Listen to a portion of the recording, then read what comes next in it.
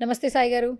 నమస్తే అండి. Spiritual journey start చేయాలని ఎప్పుడు చెప్తుంటారు. చాలా మంది వీడియోస్ చూస్తున్న వాళ్ళు చాలా పాజిటివ్ కామెంట్ పెడుతూ ఉన్నారు. బేసికల్గా ఏంటంటే కొంతమంది కొన్ని డౌట్స్ ఉంటాయి, కొంతమంది ఫుల్ యాక్టివ్ ఉంటారు, కొంతమంది మౌనంగా ఉంటారు. మౌనంగా ఉన్న వాళ్ళు లా ఆఫ్ అట్రాక్షన్ ఎక్కువగా నమ్ముతూ ఉంటారంట. వాళ్ళు పదే పదే చెప్తున్న మాట ఏంటంటే మౌనంగా ఉన్నప్పుడు లా ఆఫ్ అట్రాక్షన్ అనేది చాలా ఏంటంటే రిజల్ట్ ఎక్కువ ఇస్తుంది అంటారు. అంటే ఎలా, దీని గురించి చెప్పాలంటే ఏం చెప్తారు? చూడండి, మౌనంగా ఉన్న వాళ్ళు ఎక్కువ ఎందుకు సక్సెస్ అవుతారంటే, మీరు ఎవరైనా చూడండి, ఇప్పుడు సక్సెస్ అయిన వాళ్ళని ఎవరన్నా వాళ్ళ ఇంటర్వ్యూ కానీ తర్వాత వాళ్ళు ఎవరితో మాట్లాడే విధానం చూడండి.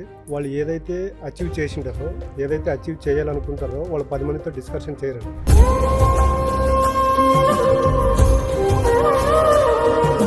10 మందితో డిస్కషన్ చేసినప్పుడు ఏమవుతుందంటే దాంట్లో 9 మంది మనకు నెగిటివ్ ఫీడ్బ్యాక్ ఇస్తారు. మన వల్ల ఎక్కడ అవుతుంది, మనం ఏం చేస్తాము, బయట అంతా ఇలాగే ఉంది, నెగిటివ్ అన్నప్పుడు ఏమవుతుందంటే మనకు తెలియకోకుండానే వాళ్ళ యొక్క పదాలు మనకు నెగిటివ్ క్రియేషన్ జరుగుతాయంట మనలో. అలాంటప్పుడు ఏమవుతుందంటే వాళ్ళు చెప్పింది ఒక 1 to 10% మనపైన ఇంపాక్ట్ ఉంటుంది.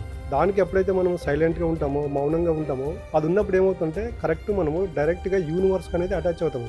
యూనివర్స్కి ఎప్పుడైతే అనుసంధానమై మమేకం అవుతామో 100% రిజల్ట్ ఉంటుంది. కాబట్టి నేను కూడా ప్రతిసారి మా క్లాసుల్లో కూడా మీరు ఏదైతే గోల్ పెట్టుకుంటారో, ఏదైతే అచీవ్ చేయాలనుకుంటున్నారో 10 మందితో డిస్కషన్ చేద్దామని చెప్తాను.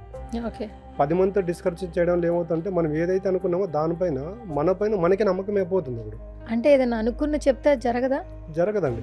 అంటే చాలా హైడ్ చేసుకుని ఉండాలా మనలో మనలో మనం ఎప్పుడైతే మనం చేయాలనుకున్నది మన లోపల మనం ఉంటామో దాని గురించి పదే అంటే పాజిటివ్గానే థింక్ చేస్తుంటాం.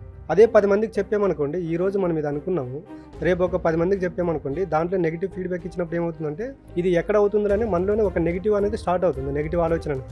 అలాంటప్పుడు ఏమవుతుందంటే రిజల్ట్ రాదు. అదే మనలో మనం పెట్టుకున్నాం అనుకోండి, బయట చెప్పుకోకపోవడం వల్ల నెగిటివ్ ఫీడ్బ్యాక్ అనేది రాదు. మనలోనే ఉన్నప్పుడు ఏమవుతుందంటే పాజిటివ్నెస్ అనేది పెరుగుతుంది. పాజిటివ్నెస్ అనేది ఎప్పుడైతే పెరుగుతుందో మనం పదే దాని గురించి ఆలోచన చేసి దాని గురించి మాట్లాడినప్పుడు ఏమవుతుందంటే సబ్ కాన్షియస్ మైండ్ అనేది రిసీవ్ చేసుకుంటుంది. ఒకసారి సబ్ కాన్షియస్ మైండ్ రిసీవ్ చేసుకుంది అనుకోండి, మనకి ఏదైతే రిసీవ్ చేసుకుంటుందో యూనివర్స్ అనేది దాన్ని తీసుకొచ్చి మనకి రిజల్ట్ ఇస్తుంది. సాయి గారు, లా ఆఫ్ అట్రాక్షన్ గురించి అంటే ప్రతి ఒక్కరి లైఫ్లో జరిగే ఒక ఇన్సిడెంట్స్ తీసుకుని మీరు ఎప్పుడు ఒక ఎగ్జాంపుల్స్ చెప్తూ ఉంటారు. ఇప్పుడు మీరు చెప్పిన దానికి ఏదైనా ఒక ఎగ్జాంపుల్ చెప్పాలంటే ఎలా చెప్తారు? ఇప్పుడు చూడండి, మనకు రతన్ టాటా గారు ఉన్నారు. ఆయన చూడండి, ఎప్పుడున్నా ఆయన ఫంక్షన్స్లో కానీ ఎక్కడైనా ఏదైనా మీటింగ్లకు వచ్చినా కూడా ఆయన ఎక్కువ మాట్లాడు, సైలెంట్గా ఉంటాడు. ఈరోజు సక్సెస్ అయిన ప్రతి ఒక్కరిని మీరు ఎవరైనా బాగా అబ్జర్వ్ చేయండి, ఎక్కువ మాట్లాడరు. ఎందుకంటే వాళ్ళ పాజిటివ్నెస్ అనేది వాళ్ళనే బిలీవ్ చేసుకుని ఉంటారు. అంటే వేరే వాళ్ళతో డిస్కషన్ చేయరు. ఈరోజు సక్సెస్ అయిన ప్రతి ఒక్కరూ సైలెంట్గానే ఎక్కువ ఉంటారు. ఆ సైలెంట్గా ఉన్నప్పుడు ఏమవుతుందంటే వాళ్ళ మైండ్ 4 రకాలుగా ఆలోచన చేస్తుంది. ఆ 4 రకాలుగా ఆలోచన చేసినప్పుడు ఏమంటే ఆ 4 రకాల ఆలోచనలు పాజిటివ్గానే ఉంటాయండి. అంటే ఇక్కడ చూడండి, యద్భావం తద్భవతి. అంటే వాళ్ళు బయట వాళ్ళతో డిస్కషన్ చేయరు, బయట వాళ్ళ నుంచి నెగిటివ్ ఫీడ్బ్యాక్ రాదు.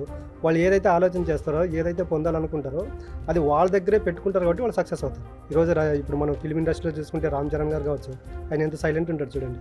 ఏదైనా ఆడే ఫంక్షన్కి వచ్చినా ఆయన ఎంత మాట్లాడాలో అంతే మాట్లాడతారు.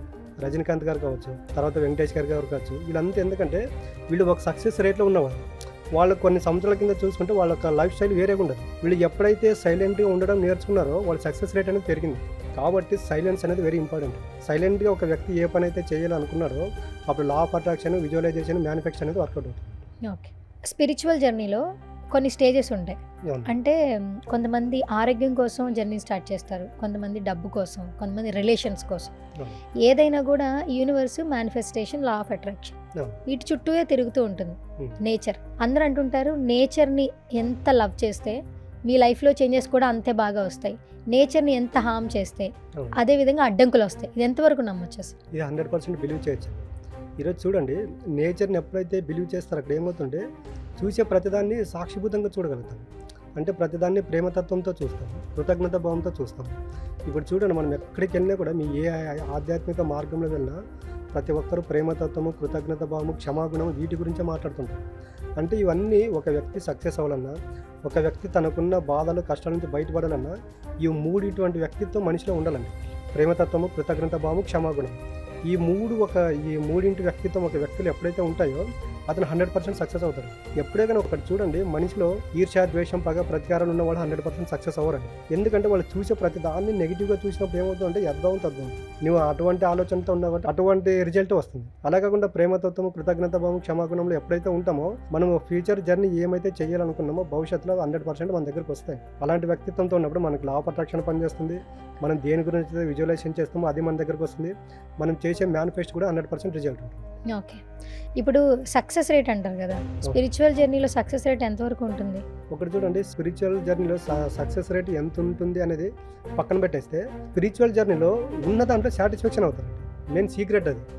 ఎవరైతే ఒక ఆధ్యాత్మిక మార్గంలో ఉన్నవాళ్ళు, నాకు ఈరోజు ఇది ఉంది, నాకు ఇంకా ఏదో కావాలని కోరుకోరు, ఈరోజు ఇది ఉంది, ఇక్కడితో సాటిస్ఫాక్షన్ అవుతుంది. అది సాటిస్ఫాక్షన్ లైఫ్. ఇప్పుడు ఆన్లైన్ క్లాసెస్, ఆఫ్లైన్ క్లాసెస్లో కూడా ఈ విషయాలన్నీ చెప్తారా ప్రతి ఒక్కరికి? ఫస్ట్ మేము చెప్పేదే పంచభూతాలు అండి. పంచభూతాలు ఒకటి, మెడిటేషన్ ఒకటి. ఈ పంచభూతాలతో మమేకమై ఎలాంటి మెడిటేషన్ చేస్తే ఎలాంటి ప్రాబ్లం క్లియర్ చేసుకోవచ్చు అనేది మేము ఈ క్లాసులో చెప్పడం జరుగుతుంది. సాయి గారు, ఆన్లైన్ క్లాసెస్, ఆఫ్లైన్ క్లాసెస్ గురించి చెప్తూ ఉంటారు. అసలు నెక్స్ట్ ఆన్లైన్ క్లాసెస్ ఎప్పుడు చేస్తున్నారు, కండక్ట్ చేస్తున్నారు? ఆన్లైన్ క్లాస్ అనేది మనకి ఎవ్రీ సండే ఉంటుంది.